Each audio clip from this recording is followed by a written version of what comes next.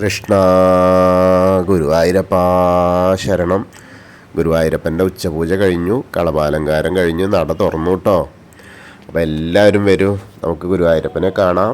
ഗുരുവായൂരപ്പൻ്റെ ചതുർബാഹുവായ വിഗ്രഹത്തിൽ, ദേവകൾ പൂജിതമായ വിഗ്രഹത്തിൽ ഏത് രൂപത്തിലാണ് കണ്ണൻ നമ്മളെ കാത്തു നിൽക്കുന്നത് അനുഗ്രഹിക്കാനായിട്ട് നോക്കണ്ടേ. ഇന്നിപ്പോൾ ചൊവ്വാഴ്ചയാണ്. സാധാരണ ചൊവ്വാഴ്ചകളിലൊക്കെ തിരക്ക് കുറവാണ് ഉണ്ടാവാറ്, പക്ഷേ നല്ല തിരക്കായിരുന്നു. ആ വൈശാഖത്തിൽ അവസാനിക്കാറായി, അതേപോലെ വെക്കേഷൻ അവസാനിക്കാറായി. അതിൻ്റെയൊക്കെ തിരക്ക് തന്നെയാണ്. ചൊവ്വ ആയാലും വെള്ളി ആയാലും ശനി ആയാലും ഞായറായാലും ഒക്കെ കണ്ണൻ എന്നും തിരക്ക് തന്നെ. ഈ ഭക്തരുടെ പ്രാർത്ഥന ഇങ്ങനെ കേൾക്കുക തന്നെയാണ്. അപ്പോൾ എന്നും തിരക്ക് തന്നെ. നമുക്ക് ആദ്യം തന്നെ കിഴക്കേ നടയിലുള്ള മഞ്ജുളാലിൻ്റെ അവിടുന്ന് ഒന്ന് പോയി കണ്ട് ദർശനം നൽകിയിട്ട് നേടിയിട്ട് വരാം.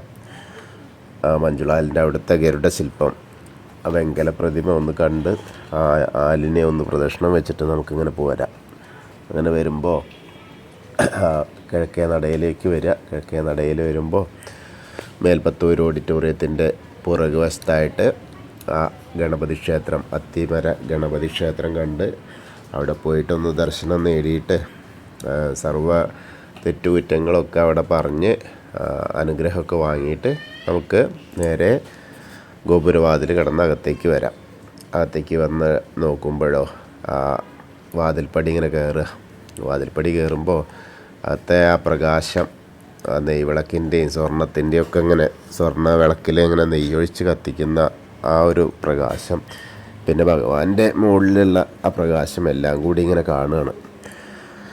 അങ്ങനെ ഇടത് വശത്തേക്ക് ഒന്ന് നമ്മൾ നോക്കിയിട്ട് നാരായണീയം എഴുതിയ മേൽപ്പത്തൂർ നാരായണ ഭട്ടതിരിപ്പാടിനെ ഒന്ന് സ്മരിക്കുക. പീഠം കാണുമ്പോഴേ അവിടെയും കിടാവിളക്ക് ഇങ്ങനെ കത്തി നിൽക്കും. അപ്പോൾ അത് കണ്ട് തൊഴുക. പലരും അവിടുന്ന് പെട്ടെന്ന് ഇങ്ങോട്ട് പോകുന്ന കഴിഞ്ഞിട്ടാണ് ഓർമ്മ വരുന്നത്. അപ്പോൾ ഒന്ന് തിരിഞ്ഞു നോക്കിയിട്ടൊക്കെയാണ് ചെയ്യണത്. എന്തായാലും അതേപോലെ വലത് വശത്തുള്ള ആദ്യത്തെ തൂണ്, നരസിംഹാവതാരം കാണിച്ചു കൊടുത്ത തൂണൊന്ന് നോക്കി തൊഴുതു. അങ്ങനെ അകത്തേക്ക് ഇങ്ങനെ നോക്കുമ്പോൾ ശ്രീലകത്തേക്ക് ഇന്ന് നോക്കുകയാണ്. നോക്കുമ്പോൾ കാലിങ്ങനെ പിണച്ച് വെച്ചിട്ട് നിൽക്കുന്നു. കാൽവളകൾ കാണാനുണ്ട്. മഞ്ഞ പട്ട് ഞൊറിഞ്ഞു കൊടുത്തിട്ടുണ്ട്. അതുപോലെ കസവൊക്കെ ഇങ്ങനെ ഒട്ടിച്ചിട്ടുണ്ട്. വളരെ മനോഹരമായിട്ടുള്ള ആ ഒരു കാഴ്ച. അങ്ങനെ അരയിൽ നോക്കുമ്പോൾ അരയിൽ ചുവന്ന പട്ട് വേറെയും അങ്ങനെ ചുറ്റിയിട്ടുണ്ട്, അരയിൽ കെട്ടിയ മാതിരി. അതിൻ്റെ മുകളിലുകൊണ്ട് ധാരാളം കസവ് ഇങ്ങനെ കെട്ടിയിട്ടുണ്ട്. അരമണി കാണാണ്ടൊക്കെ ഇങ്ങനെയൊക്കെ ഞാന്നിങ്ങനെ കിടക്കുന്നു. അങ്ങനെ മുകളിലേക്ക് ഇങ്ങനെ നോക്കി വരുമ്പോൾ മാറത്ത് നല്ലൊരു രത്നഹാരം പോലത്തെ ഹാരം വെച്ചിട്ടുണ്ട്. അതേപോലെ ഒരു പതക്കം പോലത്തെ ഒരു മാല, വളയം പോലത്തെ ഒരു മാല. അങ്ങനെ കൈവളകൾ കാണാനുണ്ട്. രണ്ട് കൈ കൊണ്ടും പൊന്നോടക്കുഴൽ ഇങ്ങനെ പിടിച്ച് ചുണ്ടോട് അടുപ്പിച്ച് വേണുഗാനം പൊഴിക്കുക. ആ മുരളീധര സ്വരൂപത്തിലാണ് കേട്ടോ. അങ്ങനെ നോക്കി വരുമ്പോൾ വേണുഗോപാലിനെ ഇങ്ങനെ കണ്ടിങ്ങനെ തൊഴുക. അങ്ങനെ വരുമ്പോൾ കൈവളകൾ, തോൾവളകൾ കാണാനുണ്ട്. ചെവിയിൽ ചെവിപ്പൂക്കൾ വെച്ചിട്ടുണ്ട്. നെറ്റിയുടെ രണ്ട് ഭാഗത്തും ഓരോ ഗോപീതിലകം കൂടി വെച്ചിട്ടുണ്ട്. 3 ഗോപീതിലകം വെച്ചിട്ടുണ്ട്. പിന്നെ പീലി തിരുമുടി ഇങ്ങനെ കെട്ടിയിട്ടുണ്ട്. തിരുമുടി മാലകൾ 2 ഉണ്ട്. വെളുത്ത പൂവും തെച്ചിയും തുളസിയായിട്ടുള്ളതും. അങ്ങനെ അതിൻ്റെ അടുത്ത് എന്താ വെച്ചാൽ ഇടത് വശത്തായിട്ട് അതാ രാധാദേവി നിൽക്കുന്നു. വളരെ ഇന്ന് രാധാകൃഷ്ണനാണ് കേട്ടോ. രാധാകൃഷ്ണനായിട്ടാണ് ആ ശ്രീകോവിലിൻ്റെ അകത്തിങ്ങനെ വിളങ്ങണത്. നമ്മളെല്ലാവരും ആ പ്രേമപരവശയായിട്ടുള്ള രാധാദേവി ഭഗവാന്റെ കണ്ണൻ്റെ ആ ചോളിലേക്ക് ഒരു കൈ ഇങ്ങനെ വെച്ച് ആ വേണുഗാനം പൊഴിക്കുന്നത് കേട്ട് ഇങ്ങനെ എന്താ പറയുക, അതിൽ ലയിച്ച് നിൽക്കുകയാണ്.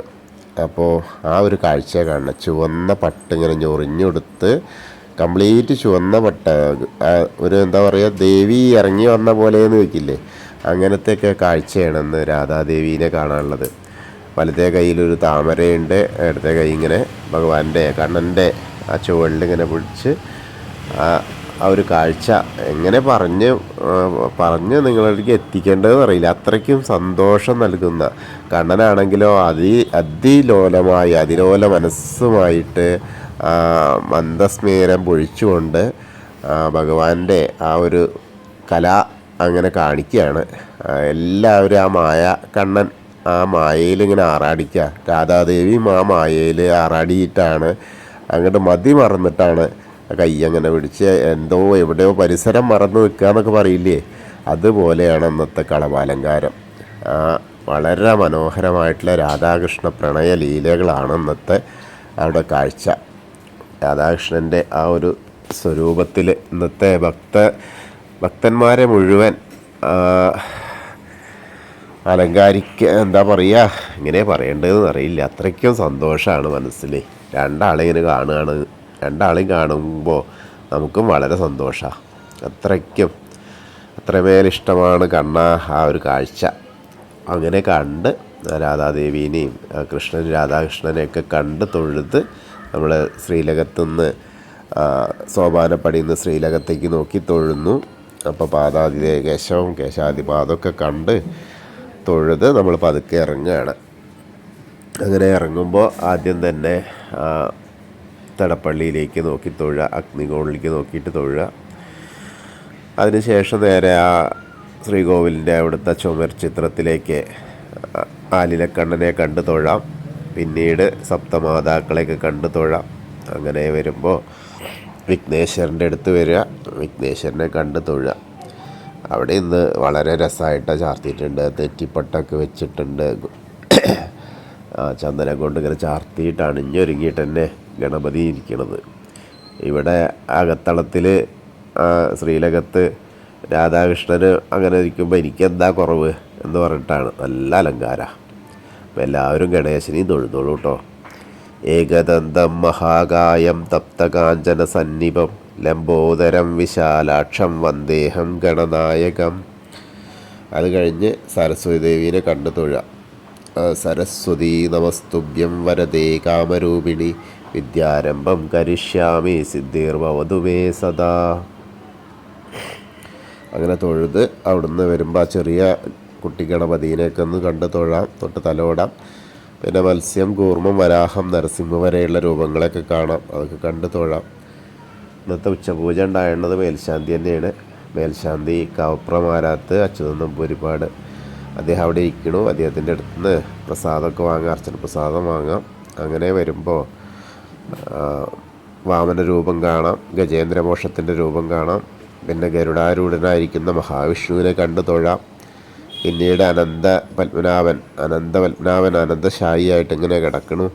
അവിടെ ധാരാളം മുകളിലൊക്കെ വിധാനമായിട്ടിങ്ങനെ നന്നായിട്ട് ഉണ്ട തെച്ചിമാലയും താമരമാലയൊക്കെ ഉണ്ട്. അതേപോലെ തുളസിമാലകൾ ധാരാളം ഉണ്ട്. അപ്പോൾ അവിടെയും വന്ന് തൊഴാം. അവിടെ നിന്ന് കഴിഞ്ഞാൽ നേരെ ശ്രീകോവിലിൻ്റെ പുറകുവശത്തായിട്ട് വന്ന് സാഷ്ടാംഗം നമസ്കരിക്കുക. സ്ത്രീകളൊക്കെ ഒന്ന് മുട്ടുകുത്തിയിട്ട് പ്രാർത്ഥിക്കുക കേട്ടോ. അങ്ങനെ അത് കഴിഞ്ഞ് തിരിച്ചിങ്ങനെ വരുമ്പോൾ ബാക്കിയുള്ള ദശാവതാര രൂപങ്ങളൊക്കെ കാണാം. അങ്ങനെ കണ്ട് വരുമ്പോൾ കണ്ണൻ്റെ അവിടെ ഒരു തുളസിമാലയുണ്ട്, ഒരു താമരമാലയും ചാർത്തിയിട്ടുണ്ട്. പിന്നെ നേരെ വരുന്നത് ആ മുരുകൻ്റെ അവിടെ വന്നിട്ട് മുരുകനെ കണ്ടു തൊഴുക. അവിടെ ഭസ്മാലങ്കാര വിഭൂഷിതനായിട്ടാണ് മുരുകൻ സുബ്രഹ്മണ്യൻ കാത്തു നിൽക്കുന്നത് എല്ലാവരും അനുഗ്രഹിക്കാനായിട്ട്. അത് കഴിഞ്ഞ് ഹനുമാൻ സ്വാമിയുടെ അടുത്ത് വരിക. ഹനുമാൻ സ്വാമിയുടെ അടുത്ത് വരുമ്പോൾ ഒരു വെറ്റിലമാലയുണ്ട്, ഒരു താമരമാല കുറച്ച് അങ്ങനെ വെച്ചിട്ടുണ്ട്. പിന്നെ കുറച്ച് കുങ്കുമമുണ്ട് അലങ്കാരം. അപ്പോൾ എല്ലാവരും ഹനുമാൻ സ്വാമീനെ പ്രാർത്ഥിച്ചോളൂ. ത്വമസ്മിൻ കാര്യനിര്യാഗേ പ്രമാണം ഹരിസത്തമ ഹനുമാൻ യജ്ഞമാസ്തായ ദുഃഖക്ഷയകരോ ഭവ മനോജവം മാരുതതുല്യവേഗം ജിതേന്ദ്രിയം ബുദ്ധിമതാം വരിഷ്ടം വാദാത്മജം വാനരയൂഥമുഖ്യം ശ്രീരാമദൂതം ശിരസാ നമാമി. ബുദ്ധിർബലം യശോധൈര്യം നിർഭയത്വം അരോഗത അജാഡ്യം വാക്പടുത്വം ഹനുമസ്മരണാത് ഭവേത്. ഓം നമോ ഭഗവതേ ആഞ്ജനേയായ മഹാബലായ സ്വാഹ. ഹനുമാൻ സ്വാമിയെ കണ്ട് തൊഴുതു. പിന്നെ രാധാകൃഷ്ണ വിഗ്രഹം വീണ്ടും കാണാം. അവിടെയും കണ്ട് അവിടെ നല്ല തുളസിമാല ചാർത്തിയിട്ടുണ്ട്. അത് കഴിഞ്ഞ് ആ ഓവിൻ്റെ അവിടെ വന്ന് പ്രാർത്ഥിക്കുക. അങ്ങനെ ഓവിൻ്റെ അവിടെ നിന്ന് കുറച്ച് പടിഞ്ഞാറോട്ട് മാറിയിട്ട് ആ ചുമരിലേക്ക് നോക്കിയാൽ ചുമർ ചിത്രം താമരക്കണ്ണനെ കണ്ട് തൊഴാം. അതേപോലെ കിഴക്കോട്ട് വരുമ്പോൾ ഗ്രില്ലിൻ്റെ അപ്പുറത്തേക്ക് വന്ന നമ്മുടെ മണിക്കിണർ, ആ ഭഗവാന് എല്ലാ കാര്യങ്ങൾക്കും തീർത്ഥായിട്ട് ഉപയോഗിക്കുന്ന ആ മണിക്കിണറിലെ വെള്ളം കാണാം, തീർത്ഥം ജലാംശം കാണാം. അങ്ങനെ കണ്ട് അത് കഴിഞ്ഞാൽ നേരെ ആ നൃത്താറയിലേക്ക് നോക്കുക. അവിടെ കെടാവിളക്ക് ഇങ്ങനെ കത്തുന്നു. ആ കെടാവിളക്ക് ഇങ്ങനെ കണ്ട് തൊഴുക. അവിടെ നമ്മുടെ പൊന്നുണ്ണി നൃത്തം ചെയ്യുന്നതായിട്ട് കണ്ട് തൊഴുത് അങ്ങനെ അവിടെ നിന്ന് പ്രദക്ഷിണമായിട്ട് ഇങ്ങനെ വന്ന് കുറൂരമ്മേനെയും നാരദരെയും അതേപോലെ വസുദേവരെയൊക്കെ കണ്ട് തൊഴുത് നേരെ പുറത്തേക്ക് വരിക. പുറത്തേക്ക് വരുമ്പോൾ തീർത്ഥം ചന്ദനമൊക്കെ വാങ്ങാം പ്രസാദ കൗണ്ടറിൻ്റെ അവിടെ നിന്ന്. പിന്നീട് എടത്തരികത്തുകാവിലെ ഭഗവതീനെ കാണാനായിട്ട് പോവാം. അവിടെ ആ പ്രദക്ഷിണ വഴിയൊക്കെ ഭയങ്കര തിരക്കാണ്, നല്ല തിരക്കാണ്. കൊടിമരം വഴിയാണ് വീണെന്ന് വെച്ചാലും ഇതിലൊക്കെ നല്ല തിരക്ക് തന്നെ. അങ്ങനെ ആ ദേവിയുടെ അടുത്തേക്ക് വരുമ്പോൾ നമുക്ക് കാണാൻ കഴിയുന്നത്, അവിടെ അകത്തേക്ക് ഇങ്ങനെ നോക്കുമ്പോൾ, ശ്രീലകത്തേക്ക് നോക്കുമ്പോൾ കാണാൻ കഴിയുന്ന കാഴ്ച എന്ന് പറഞ്ഞാൽ ദേവി അതീവ സുന്ദരിയായിട്ട് തന്നെയാണ് ഇന്നത്തെ അണിഞ്ഞൊരുങ്ങിയിട്ട് നിൽക്കുന്നത്. ഒരു നീല കളറ് ഉള്ളതും ചുവന്ന പട്ടൊക്കെ ഉടുത്തിട്ടാണ്, നീല കളറ് ജാക്കറ്റ് പോലെ ഉള്ളത്, അതേമാതിരി ചുവന്ന പട്ട് ഇങ്ങനെതായിട്ട്. പിന്നെ പുറകു വശത്താണെങ്കിൽ ധാരാളം നല്ല വലിയ ചുവന്ന പട്ട് കൊണ്ട് ഇങ്ങനെ വിധാനമായിട്ട് അലങ്കരിച്ചിട്ടുണ്ട്. അതിൻ്റെ മുകളിൽ നിറയെ തെച്ചിപ്പൂക്കൾ വെച്ചിട്ടുണ്ട്. അതേമാതിരി അർച്ചനപ്പൂക്കളും ധാരാളം തെച്ചി തുളസിയായിട്ടുള്ളത് ഇങ്ങനെ കാണാനുണ്ട്. അപ്പം എല്ലാവരും തൊഴുതോളൂ, അമ്മയെ കണ്ട് തൊഴുതോളൂ. സർവമംഗളമാംഗല്യേ ശിവേ സർവാർത്ഥ സാധികേ ശരണ്യേ ത്രയംബകേ ഗൗരി നാരായണി നമോസ്തുതേ. അങ്ങനെ അമ്മയെ കണ്ട് തൊഴുത് ആ കോർണറിലെത്തിയാൽ ഒന്ന് തിരിഞ്ഞ വടക്ക് പടിഞ്ഞാറ് ഭാഗത്തേക്ക് നോക്കിയിട്ട് മമ്മിയൂരപ്പനെ കണ്ട് തൊഴുക. മനസ്സിൽ മമ്മിയൂരപ്പനെ ഇങ്ങനെ സങ്കല്പിക്കുക. എന്നിട്ട് നമശിവായ നമശിവായ നമശിവായ എന്നുള്ള പഞ്ചാക്ഷരി മന്ത്രം ജപിക്കുക. അപ്പോൾ നമ്മൾ മമ്മിയൂർ പോയി ദർശനം കിട്ടിയ ആ ഒരു പ്രതീക്ഷ, ആ ഒരു പ്രതീതി നമുക്കുണ്ടാവും. അങ്ങനെ അവിടെ തൊഴുത് വീണ്ടും നമ്മൾ വരുമ്പോൾ കൊടിമരത്തിൻ്റെ അവിടേക്ക് നോക്കാം. അങ്ങനെ വരുമ്പോൾ ആൾരൂപ വഴിപാടിൻ്റെ അവിടെ നല്ല തിരക്കാണ്. അവിടെ തന്നെ ക്യൂ, നെയ്വിളക്കിൻ്റെ ക്യൂ ഉണ്ട്. രൂപ വഴിപാടിൻ്റെ അവിടെ ഒരുപാട് ഭക്തജനങ്ങൾ കാത്തു നിൽക്കുക. എല്ലാവർക്കും അസുഖങ്ങളോ അല്ലെങ്കിൽ ആഗ്രഹങ്ങളോ ഒക്കെ ഉണ്ടാവും. അതൊക്കെ സമർപ്പിക്കാനായിട്ട് അവിടെ ആൾരൂപത്തിൻ്റെ അവിടെ വഴിപാട് ഇങ്ങനെ അവിടെ ഉണ്ട്. അത് കഴിഞ്ഞാൽ കുന്നിക്കുരുവിൻ്റെ അവിടെ വരിക, മഞ്ചാടിക്കുരുവിൻ്റെ അവിടെ. അതും കഴിഞ്ഞ് നേരെ തുലാഭാരത്തിൻ്റെ അധികാരം വരുമ്പോൾ കൊടിമരത്തിൻ്റെ അവിടെ വന്നിട്ട് ഒരിക്കൽ കൂടി നമ്മൾ ശ്രീലകത്തേക്ക് നോക്കിയാൽ മതി മറന്ന് നിൽക്കുന്ന ആ ഭക്തരെയും അതേപോലെ അനുഗ്രഹിച്ച് നിൽക്കുന്ന രാധാകൃഷ്ണനെയും ഒക്കെ കണ്ട് തൊഴാം. കാരണം നമുക്ക് മതിയായിട്ടില്ല, എത്ര കണ്ടാലും മതിയാവില്ലല്ലോ. അപ്പം എന്നാൽ രാധാകൃഷ്ണ രൂപം കൂടി ആയപ്പോൾ തീരെ മതി വരുന്നില്ല. അവിടുന്ന് പോകാൻ പറഞ്ഞാലും നമ്മൾ പോകാൻ കൂട്ടാക്കില്ല, അത്രയ്ക്കും സന്തോഷം. അപ്പോൾ ഒന്നുകൂടി കണ്ട് അവിടെ വന്ന് നമസ്കരിച്ച് നമ്മൾ നേരെ ഇങ്ങനെ വരുമ്പോൾ ആ കൂത്തമ്പലത്തിൽ കിടാവിളക്ക് കാണുന്നു. ആ വേദപാരായണം നടത്തുന്ന കൂത്തമ്പലത്തിൽ ഒന്ന് നോക്കി തൊഴാം. മാനവേദന് ആ ദർശനം നൽകിയ ആ കൂത്തമ്പലം, അതേപോലെ വേദപാരായണം നടത്തുന്നു. ഒരുപാട് പ്രാധാന്യങ്ങൾ അറിയിക്കുന്ന ആ കൂത്തമ്പലം അത് നോക്കി തൊഴാൻ തന്നെ നമുക്ക് പറ്റുന്നത് തന്നെ ഭാഗ്യം എന്നാ. അത് കഴിഞ്ഞ് അയ്യപ്പസ്വാമിയുടെ അടുത്ത് വരിക. അയ്യപ്പസ്വാമിയുടെ അവിടെ ഉണ്ടെന്ന് കറുപ്പൊക്കെ എടുത്ത് നന്നായിട്ടാണ് ഇരിക്കുന്നത്. മുഖത്തൊക്കെ ആ ചന്ദന ചർച്ചിതമായിട്ടുള്ള രൂപത്തോട് കൂടിയിട്ടാണ്. പിന്നെ സ്വർണത്തിൻ്റെ ആ ഗോപിയല്ല, വലിയ വട്ട പൊട്ട് പോലത്തെ അതാണ് വെച്ചത്. പിന്നെ മാലകൾ ധാരാളം ചാർത്തിയിട്ടുണ്ട്. മുകളിലും വിധാനമായിട്ട് മാലകൾ ചാർത്തിയിട്ടുണ്ട് അയ്യപ്പസ്വാമിയുടെ അവിടെ. ഭൂതനാഥ സദാനന്ദ സർവഭൂതദയാപര രക്ഷ രക്ഷ മഹാബാഹോ ശാസ്തേ സ്തുഭ്യം നമോ നമ. അവിടെ ഒന്ന് പ്രദക്ഷിണം ചെയ്തിട്ട് വരുമ്പോൾ പടിഞ്ഞാറ നടയിൽ വന്ന നേരെ ദീപസ്തംഭത്തിൻ്റെ മുകളിലേക്ക് നോക്കുക. അപ്പോൾ വേണുഗോപാലിനെ കാണാം, അത് കണ്ട് തൊഴാം. പിന്നീട് ഒന്ന് പുറകിലേക്ക് ഇങ്ങോട്ട് ഇറങ്ങിയിട്ട് 4-5 അടി പുറകിലേക്ക് ഇറങ്ങി നിന്നിട്ട് കിഴക്കോട്ട് നോക്കിയാൽ ആ കൊടിമരം കാണാം. കൊടിമരത്തിൻ്റെ മുകളിലുള്ള ഗരുഡധ്വജനെയും പ്രണമിക്കുക. അത് കഴിഞ്ഞ് നമ്മൾ പടിഞ്ഞാറ നടയിലൂടെ പുറത്തേക്ക് വരികയാണ്. പുറത്തേക്ക് വന്ന് നേരെ വടക്കേ ഭാഗത്തേക്ക് പോവുക. വടക്കേ ഭാഗത്തേക്ക് ഇങ്ങനെ പോകുമ്പോൾ അന്നലക്ഷ്മി ഹാളിൻ്റെ അധീനം പോകുമ്പോൾ ആദ്യം തന്നെ കാണുന്നത് നമ്മളെ ആ കുളമാണ്, രുദ്രതീർത്ഥക്കുളം. ഏറ്റവും പ്രാധാന്യമുള്ള ആ കുളമാണ്.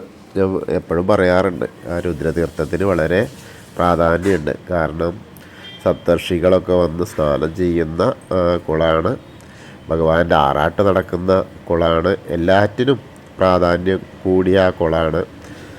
അപ്പോൾ ആ കുളത്തേക്ക് അങ്ങനെ തൊഴുത് കുളപ്രദക്ഷിണം അത്യാവശ്യമാണ്, നല്ലതാണ്. അങ്ങനെ നമ്മൾ അതും കൂടി ഉൾപ്പെടുത്തിയിട്ടാണ് ആ കുളം ഒന്ന് പ്രദക്ഷിണം ചെയ്യുക. അങ്ങനെ വരുമ്പോൾ ആ നാരായണാലയം കാണാം. പൂന്താനം പൂജിച്ചിരുന്ന വിഗ്രഹമുള്ള ആ നാരായണാലയത്തിൽ നിന്ന് കയറി തൊഴുത് അങ്ങനെ വരിക. അങ്ങനെ വന്ന് ഭഗവതി നടയുടെ അധീനം വന്ന് കിഴക്കേ നടയിലേക്ക് വരികയാണ്. കിഴക്കേ നടയിലെത്തിയിട്ട് അവിടെ നിന്ന് നോക്കിയാലും കാണാം ആ ഗുരുവായൂരപ്പൻ്റെ ശ്രീലകത്തെ ആ പ്രകാശ രേണുക്കൾ നമ്മളിലേക്ക് എത്തും. അപ്പോൾ അവിടെ എത്തിയിട്ടൊന്ന് തൊഴുക. പിന്നീട് നമ്മൾ കാണാൻ പോകുന്നത് ഇനി നേരെ തെക്ക് വശത്തേക്ക് ഇങ്ങനെ കടന്ന കൂവളത്തിനെയാണ്. കൂവളം അങ്ങനെ മാടി മാടി വിളിക്കുക. കൂവളത്തിൻ്റെ തളിരിട്ട ഇലകളിങ്ങനെ നമ്മളെ എല്ലാവരും കാണാൻ വേണ്ടിയിട്ടാണ്. ആ മഹാദേവൻ്റെ ചൈതന്യം ഉള്ള ആ കൂവളത്തെ മരത്തെ ഒന്ന് നമ്മൾ പ്രദക്ഷിണം ചെയ്യുകയാണ്. അതേമാതിരി പാർവതീ സമേതയായിട്ടുള്ള മഹാദേവനെ കണ്ട് തൊഴുക. അപ്പോൾ എല്ലാവരും ഇന്നത്തെ ഗുരുവായൂരപ്പൻ്റെ ഉച്ചപൂജയും കളഭാലങ്കാരമൊക്കെ കണ്ടു. നമ്മളെല്ലാ ഭാഗത്തും ഒരുവിധം എത്തിച്ചേർന്നു. എല്ലാവർക്കും എന്നെ ശ്രവിക്കുന്നത് ഏത് സമയത്താണോ ആ സമയത്ത് ഗുരുവായൂർ ദർശനം നടത്തുന്ന പ്രതീതി എല്ലാവരിലേക്കും എത്തും. ആ ഗുരുവായൂരപ്പൻ്റെ അനുഗ്രഹം, മമ്മിയൂരപ്പൻ്റെ അനുഗ്രഹം, അപ്പൻ്റെ അമ്മയുടെയൊക്കെ അനുഗ്രഹം നിങ്ങളിലേക്ക് എല്ലാവരിലേക്കും എത്തും. കൃഷ്ണായ വാസുദേവായ ഹരയേ പരമാത്മനെ പ്രണതക്ലേശനാശായ ഗോവിന്ദായ നമോ നമഃ. ഹരേ കൃഷ്ണ. ഗുരുവായൂരപ്പാ ശരണം.